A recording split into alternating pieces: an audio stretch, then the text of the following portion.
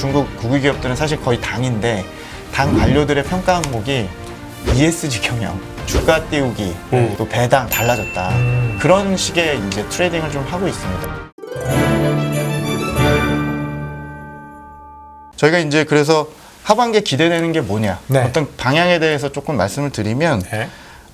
일단 2분기는 분위기가 굉장히 1분기 대비 둔화되는 게 중론이고 QOQ로, 그러니까 즉 전분기로 좀 말씀드리고 싶은데 대부분 예측은 일단 다 N자형으로는 하고 있습니다. 그러니까 뭐냐면 1분기하고 3분기가 올해 고점.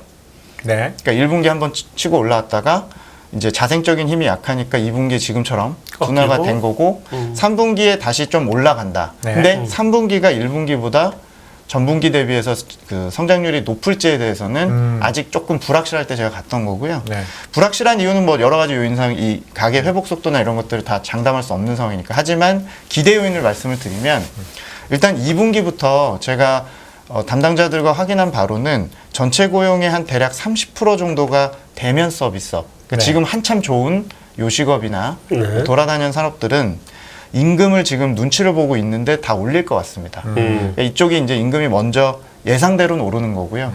그래서 이쪽에 이제 임금이 오르면서 소프트 소비재, 그러니까 화장품, 의류 돌아다니면서 쓰고 이런 것들은 더 나빠지진 않을 것 같고 3분기에 개선이 된다 첫 번째. 그리고 두 번째는 작년부터 저희가 좀 주장했던 것들 중에 작년에 인프라 투자 같은 걸 많이 못했기 때문에 네. 올해 이제 작년에 못 썼던 총알을 아껴서 올해 정부 투자를 한다는 게 이제 저희 생각이고요. 네. 현지에서 만난 2개 기관 정도가 좀 저랑 다른 생각을 제시한 게 인프라 투자는 오히려 4분기, 1분기에 집행을 좀 해서 원재재 가격을 오히려 지탱시켰고 네. 2분기에 보시면 지금 중국 철강이나 화학, 철강석 가격 많이 빠지고 있거든요. 네. 오히려 2분기는 정부 투자가 더 주춤하다는 거예요. 뭐 정확한 이유에 대해서는 이유가 많지만 보통은 초반에 막 쏟아붓지 않습니까? 1분기에 대출을 네. 넣고 네. 오히려 2분기, 3분기에 좀 성수기가 쉬었다. 되죠. 원래는 정부 투자는 그때 집행기인데 네. 네. 오히려 4분기, 1분기에 급해서 이제 투자를 금액을 먼저. 집행을 했는데 실제로는 2분기 들어서는 정부 투자보다 그 아파트가 이제 건설들이 중단된 준공 관련된 쪽을 더 지켜보는 하우스들이 좀 있었습니다. 그러니까 무슨 얘기냐면 중국이 올해 정부 입장에서 숙제가 뭐냐면 그 헝다그룹 같은 애들이 진행하다 멈춰있는 그 아파트들이 한 2, 3년 동안 누적이 돼 있거든요. 네. 이 공사를 이제 마무리 짓는다라는. 그래서 그쪽에서 기대치는 뭐냐면 1분기부터 준공이나 이런 데이터가 올라오고 있기 때문에 그 제가 주택 거래나 이런 얘기 드리는 게 아니고 건설 경기가 정부 지원에 따라서 어느 정도 이제 올라오면 한 6개월 정도 시차를 두고 내구재 소비랑 연결은 되니까 일부 이제 한 2개 정도 기관들은 이제 3분기부터 이제 일부 이제 조금 그 소비자가 좀 다르긴 합니다. 인프라가 좋을 때는 건설, 시멘트, 철강 이런 게 좋은 거고 네. 준공 관련해서 좋아지면 조금 더 그 유저단으로 가게 됩니다. 다운스트림이라고 저희 얘기하죠. 예를 들면 화학, 내장재, 인테리어, 가전, 가구 혹은 자동차까지도 네. 이제 데이터가 움직이니까 3분기의 기대 요인이 아까 서비스업의 임금 인상 그리고 3분기 이제 재화 소비가 부진했었는데 네. 이제 관련된 그런 수요에 대해서는 기대감들이 있는데 사실은 아직까지도 저도 정부 투자에 대해서는 아주 더 비관하지는 않고 있거든요. 근데 네. 아직은 2분기는 현재 속도는 기대에 좀 못 미치고 있다. 이렇게 보시면 될 것 같아요. 그러면 뭐 사실 이제 중국을 담당하시지만 저희는 이제 중국 수출 우리나라 기업들이 얼마나 중국에 반도체를 많이 팔 것이냐, 네. 그다음에 내구재를 많이 팔 것이냐 그런 거에 대한 기대인데 3분기에 그런 것들이 좀 좋아질 것이다. 네. 그렇게 이야기를 하고 계시는 거죠?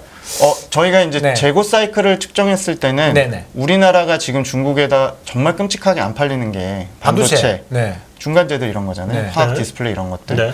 그리고 저희가 이제 매번 방송 나올 때마다 기우제 부리듯이 재고 조정 끝날 거다가 6개월이 넘었는데 네. 현재 저희가 보고 있는 게 이제 기존의 통신전자, 화학 이런 것들이 중국이 재고가 많았기 때문에 한 2분기 정도면은 이제 마무리는 된 것 같다 했는데 현지에서 제가 확인한 바로는 일단 재고 조정은 2분기 정도에 좀 끝나는 걸로는 대체로 보고는 있습니다. 근데 제가 이제 중국의 수출입을 현지에서 얘기를 좀 해보면 네. 수출하고 수입이 포트폴리오가 자기네들이 다르다. 즉 자기네들이 최근에 수출이 좋은 거는 중국이 3, 4월에 수출이 좋았거든요. 네. 수출이 좋았던 거는 새로운 이제 신재생, 조선, 배터리 같은 어떻게 보면 이제 우리랑 해외 시장에서 부딪히는 그러니까요. 것들이 나름 바닥에서 이제 좋아졌다. 자동차를 엄청 많이 팔았더라고요. 네, 자동차가 대부분 전기차죠. 그러니까 네, 그거에 대한 그 기대가 높았고 반면에 수입의 경우는 자기네 포트폴리오 되게 단순하다는 거죠. 하나는 원자재, 하나는 이 반도체 포함한 중간재인 거죠. 네. 그래서 수입 관련해서는 현지에서 그 이코노미스트나 이런 쪽은 국산화 대체했다는 거에 대해서 상당히 주장을 하고 있어요. 저는 동의하지 않는 게 이제 메모리나 반도체를 이런 국산화 거는 할 수 있습니까? 어떤 거요? 반도체를 국산화할 수 못하죠. 있습니까? 메모리 낸드는 모르지만 솔직히 메모리는 네. 대체할 수가 없고 그냥 재고가 많이 쌓였던 거죠. 네. 근데 현재에서는 어쨌건 간에 일부 대체한 요인들 예를 들면 그 저부가 장비라든지 이런 것들을 주장은 하는데 뭐 제가 반도체 담당을 만났다기보다는 네. 경제 전문가를 만났으니 네. 뭐 그거에 대한 검증은 안 됐고 확실한 거는 통신전자나 이런 쪽에 정말 쌓였던 재고가 역대급이었고 그 재고 조정이 마무리 수순으로 보면서 전략하시는 분들 만나면 반도체에 대해서는 좀 확고하게 밀분이 있어요. 왜냐면 바닥이라 이거죠. 반도체는 내부적인 어떤 정책 모멘텀도 있지만 네. 제재하고 이런 거엔 민감하지 않아 보였고 상대적으로는 오히려 이제 그 사이클에 대해서 3분기 정도면 본인들이 이제 수요가 좀 나올 거라는 기대는 있는데요. 아직까지 제가 볼 때 이번에 갔을 때도 네. 우리나라 거를 특별히 2분기에 수입할 것 같다는 느낌은 좀 못 받고 왔고 재고 사이클이 제가 갖고 있는 생각은 비슷하게는 얘기는 하고 있는데 역시 좀 지켜보는 단계였다 이런 느낌을 좀 받았습니다. 근데 그 네. 말씀하시는 게 이제 쭉 지금까지 들은 거를 총 정리해서 보면 지금 그 중국 정부가 경제 선순환 구조를 못 만들어낸 거거든요, 결국은. 네네네. 이제 정책 담당자가 하는 일들이 그거고 경기가 이제 자빠졌을 때 그거를 이제 돌려서 회복돼서 돌아가는 구조를 만들어주는 게 제일 중요한 일인데 아까 그 뭐 정책 안이함도 있었고 정책 실패도 있고 이런 게 다 결국은 선순환 구조를 못 만든 거라고 놓고 보면 저 걱정스러운 거는 그러면 재고 조정이 끝나도 수입 수요가 우리가 크게 터질 거를 기대하고 있었던 건데 지금 크게 터지지 않겠다는 생각밖에 안 들거든요 지금. 근데 사실 제가 볼 때 뭐 이번 2분기에 어떻게 보면 지금 5월까지 놓고 보면 이미 기대감은 이미 좀 어느 정도 낮춰놓고 감안해서 보시는 것 같아서 네네. 주가로 본다고 그런다면 사실은 지표의 일부 개선만 있더라도 제가 보기에는 그렇게 기대치가 현재는 높지 않다고 생각을 합니다. 그러니까 기다릴 뿐이지만 사실은 지금 뭐 저희 국내 장세 역시도 비중국 관련주들 위주로 그렇죠. 유동성에 의해서 좀 좋은 상황이니까 네. 금상첨화로 저는 보고요. 근데 이제 그 3분기에 영영 오지 않을 거라고 생각하는 수입이나 이런 것들이 사실은 저는 개인적으로는 중국의 반도체나 이런 것들은 기본적으로 대체 못하는 것들이 꽤 많거든요. 네. 그러니까 결국에는 걔네들의 수요와 재고 조정의 문제였고 좀 시차의 문제라는 의견을 좀 유지를 하고 그 중국이 7월 달에 아마 지급 준비율 인하를 한다는 의견이 현재에선 중론입니다. 네. 왜 하필 지급 준비율이냐면 사실 지금 금리를 낮추기에는 좀 애매한 측면이 중국의 4월 최근에 예금 데이터, 그러니까 우리가 기대했던 연초에 초과 예금이 많으니까 네. 이걸 소비로 전환할 수 막 쓴다 있다라고 그랬잖아요. 했는데 네. 지난 방송에도 말씀드렸지만 좀 생각보다 느리다. 이게 뭐 나오긴 하겠지만 그 예비성으로 계속 저축을 하고 있다. 근데 4월 데이터가 보면은 가계 저축이 많이 감소했거든요. 네, 저는 그거 원래 이제 소비 지표 나오기 전에 나와서 네. 와 이제 4월 소비는 난리 나겠다. 네. 예상치가 20%였는데 아 그거보다 더 나오겠다. 그러면 리오프닝주 사야 된다. 막 그렇게 이야기를 했는데 네. 어디로 현재에서는 가봅니까? 그게 약간 이제 장부상에 네. 고정금리 상품이나 CMA 같은 걸로 넘어갔기 때문에 당장은 그게 뭐 바로 소비로 연결된다라고 보기에는 아직은 좀 애매하다는 측면의 의견이 있었고 네. 아무튼 금리를 지금 인하를 못하는 거는 은행들이 예대마진 압박이 있기 때문에 이번에 예금금리 인하해 줬거든요. 네. 이게 인하해 준 이유가 이제 예대마진 압박도 좀 이제 완충을 해주고 실제 이제 조금 예금을 덜하길 바라는 것도 있는 거죠. 예금금리를 강제로 낮춰서. 아니 금리를 낮추면 예금 덜 할 거 아니에요. 그렇죠. 네. 그래서 그렇죠. 이번에도 이제 근데 왜 안 낮추는 겁니까? 이번에 이제 시행을 한 거죠. 어느 정도 이제 그 이미 낮춰놓은 상황에서 연말에 이제 금리 상황에서 1, 2, 3월 달에 지켜보다가 지금 상황 예금이 많이 나오지 않다 보니까 은행도 완충하면서 예금만 낮췄습니다. 제가 이제 네. 말씀드린 포인트는 부양을 위한 대출금리 인하는 좀 못하는 상황이고 뭐 때문에 부동산 때문에 그런 이미 걸. 많이 낮췄다고 보고 있는 것 같아요. 그리고 작년까지 좀 많이 낮췄죠? 네, 실제로 낮췄습니다. 지금 사실 모기지금리 이런 것도 역대 최저입니다. 그러니까 더 낮추면 환율에도 부담이 있기 때문에 사실 7월이라고 지금 중국에서 특정하는 이유는 네. 사실 지금 기억하실지 모르겠지만 중국이 매번 지금 3년째 7월에 지준율 인하를 하고 있어요.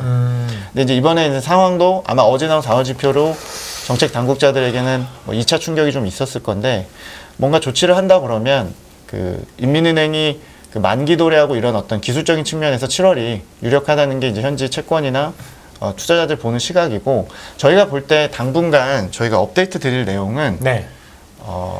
전월비로 봤을 때 물가가 못 오르면 조금 낙관적이지 않은 것 같습니다. 그러니까 이제 지금 다들 현지 의견이 뭐였냐면 여기까지는 알겠다. 재화 소비나 공급에 의해서 물가가 눌렸으니까 네.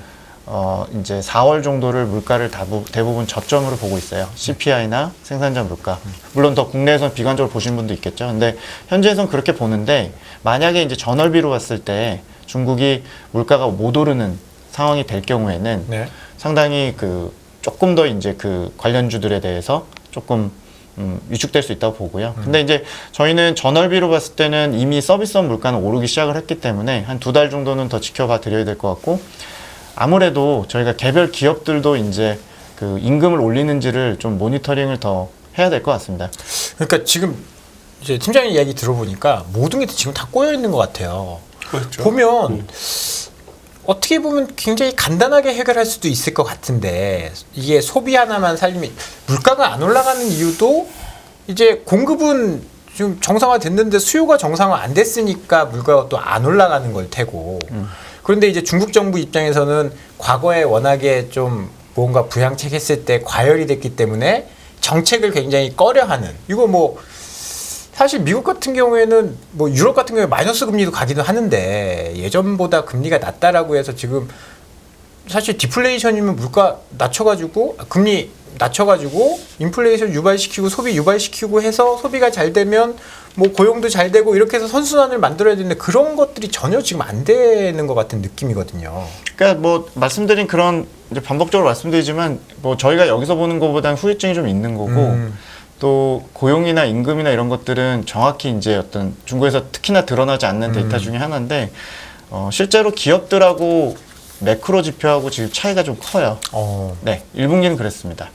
그러다 보니까 이제 저는 이제 향후에 대한 얘기를 좀 드리면 이제 뭐 조금 더 톤다운한 것 같이 얘기를 드렸지만 네. 어쨌건 이제 전망이 중요한데 일단은 그 전월비로 저희가 물가라든지 임금이나 대표 기업들의 어떤 실적 같은 거를 좀 더 확인하고 들어가려는 시각이 현지에서 강했고 중국에서 지금 상해 심청 기준으로 말씀드리면 된다는 주식들이 워낙 협소하다 보니까 네.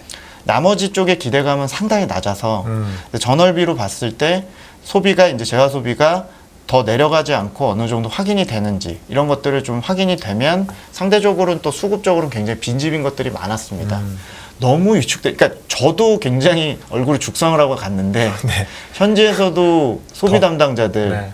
막 시클리컬 담당자들이 더 자신감이 없죠. 주가가 상대적으로 중국에서 지금 된다는 주식은 네. 뭐 과창판 같은 반도체나 이런 것들만 그나마 좀 3, 4월에 갔기 때문에 상대적으로 좀 그런 상황이라서 역설적으로 보면 그 트레이딩 관점에서는 조금 지표들이 전월비로 확인이 되면 3분기에 어떤 그 지표, 그 정책이라든지 이런 것들을 좀 보자. 그리고 지준율이나 이런 거 말고 현재도 좀 준비하는 것 중에서 보조금 정책은 아무래도 쓸 것 같습니다. 네. 제가 갔을 때가 4월 지표를 최종 확인한 건 아니었고 네. 제가 갔다 와서 이제 어제 중국 지표 나온 거잖아요. 네. 참고로 말씀드리면 어제 나온 4월 데이터가 전년비로는 뭐 18% 소비도 이렇게 나오고 그랬지만 실제 2년 평균을 해보면 소비가 2.6%밖에 안 됩니다. 그러니까 소매 판매가.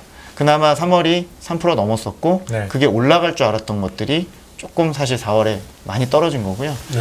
그래서 채권 투자자가 당황하고 있습니다. 채권 매니저들이 오히려 현지에서는 장기 금리가 너무 빠지니까 오히려 당황하고 있고 주식 쪽은 상대적으로 아주 그 테마성만 가 있기 때문에 그 지표가 아무래도 좀 더 검증해주지 않으면 어렵겠지만 한 2달 정도는 그 전월비로 보는 지표들을 계속 좀 추적을 좀 해드릴 생각입니다.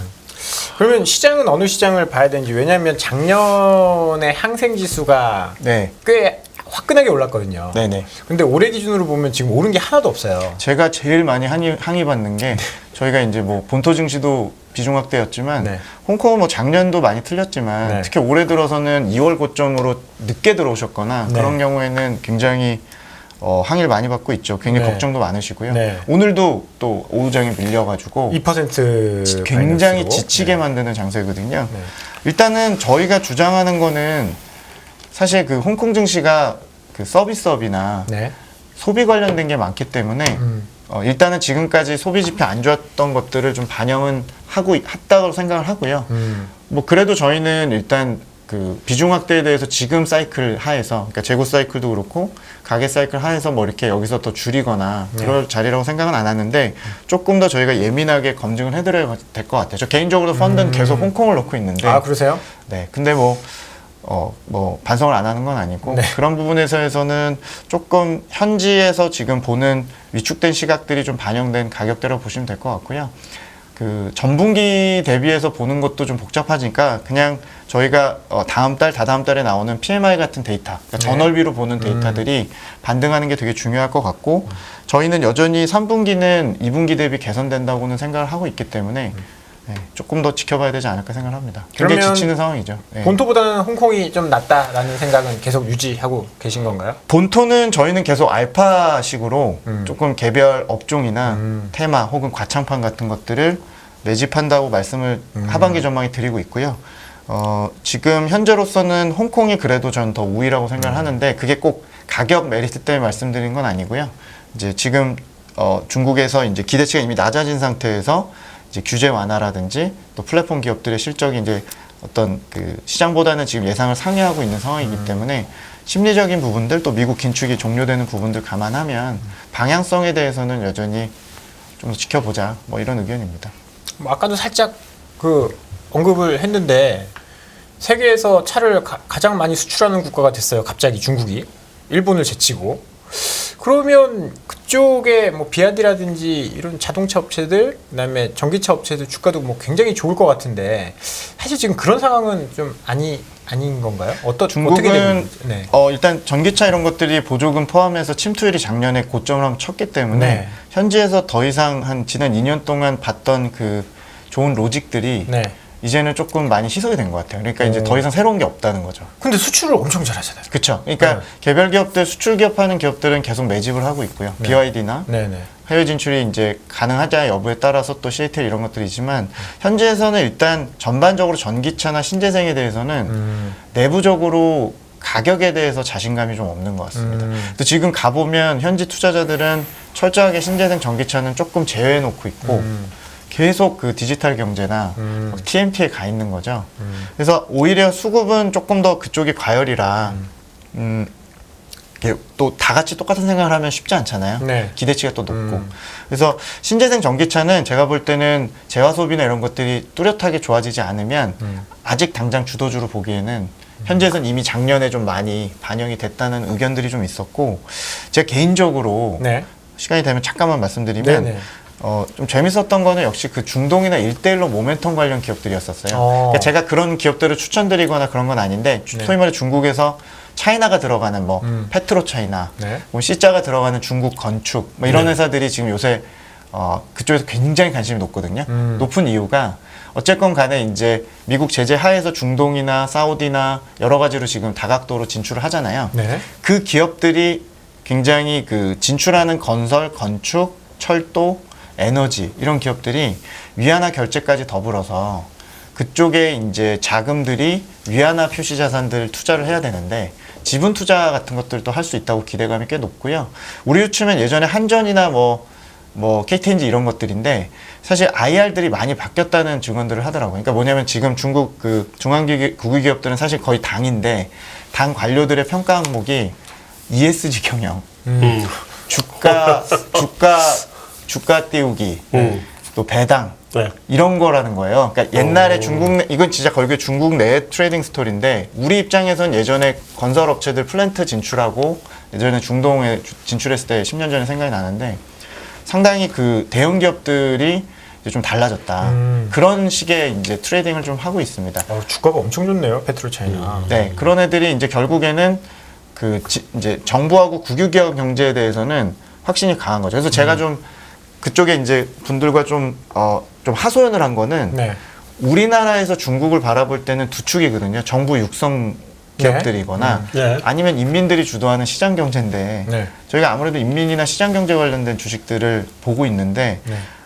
좀 너무 정부가 앞서가고 좀 중산층이나 가게는 좀 너무 알아서 오라는 식으로 가는 거 아니냐 네. 이런 얘기 많이 했어요. 근데 뭐 네. 현지에서도 어느 정도는 인정을 하죠. 음. 네, 그런 부분들을 좀 확인을 하고 왔고 아.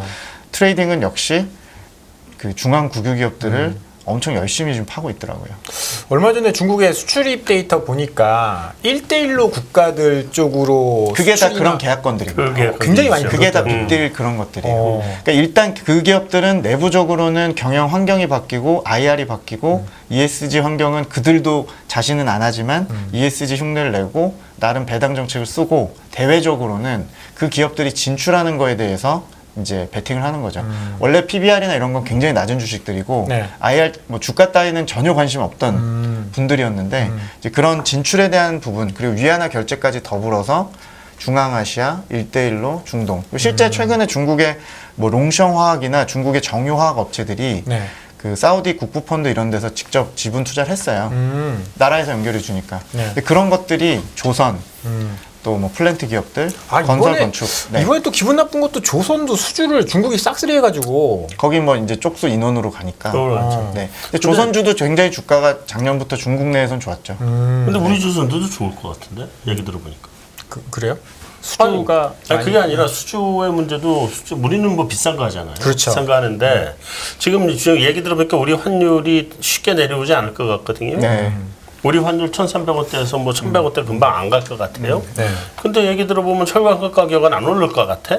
그러면 우리 조선밖에 좋을 때가 더 어디 있겠어. 그러니까 제가 그 중국 쪽 조선 업체들은 사실은 경쟁력이나 기술력이나 환율 이런 것도 있지만 그냥 내부적으로 볼 때는 트레이딩 하는 아이디어가 결국에는 이제 못하던 해외 진출을 하고 해외 발주나 이런 것들이 있고 내부적으로 밀어준다는 게 좀 큰 것 같아요. 그러니까. 그게 몇 년 만에 빚을 보는 거죠, 사실은.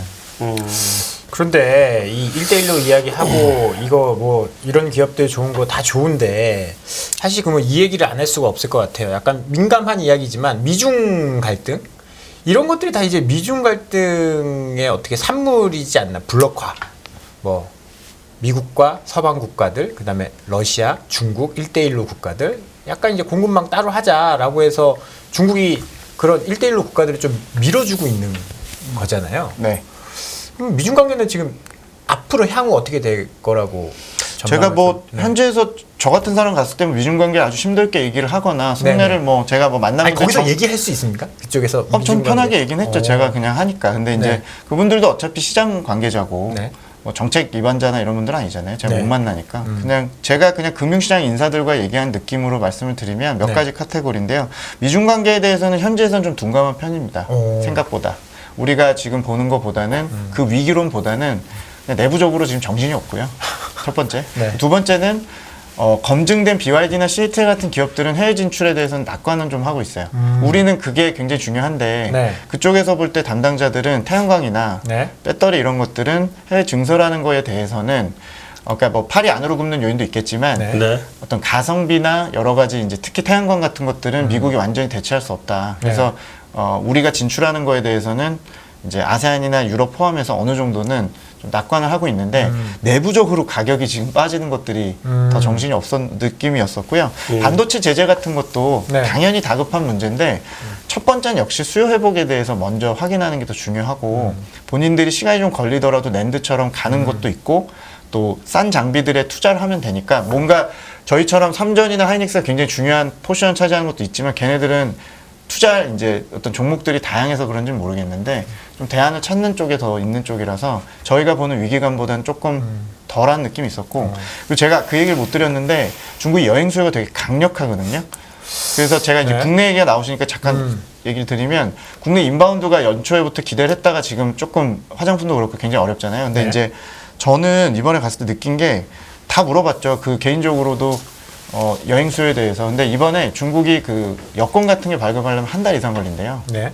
그러니까 그분들도 5월달 노동절 연휴는 이미 해외여행이나 이런 걸 놓쳤고 국제선 여행 그 수요 회복률이 40%밖에 안 돼요. 팬데믹 이전에. 그래서 왜 이렇게 느리냐라고 물어보니까 수요 문제입니까? 공급 문제입니까? 물어보니까 대체로는 다 공급 얘기합니다. 수요는 강한데 네. 여권 발급, 항공 증편, 여러 가지 이제 연결들이 문제라서 제가 말씀드리고 싶은 포인트는 국경절 연휴가 이제 가을인데 네. 이게 뭐 또 한 번의 또 약간 기대감일 수도 있지만 국내 인바운드로 들어오는 거는 사실 큰 문제가 없을 것 같아요. 많이 들어올 것 같습니다. 단체 관광. 이제 단체 관광도 제가 받은 느낌은 일부러 여행 담당자랑 그 단체 관광 얘기하면 그쪽은 관심 없고요.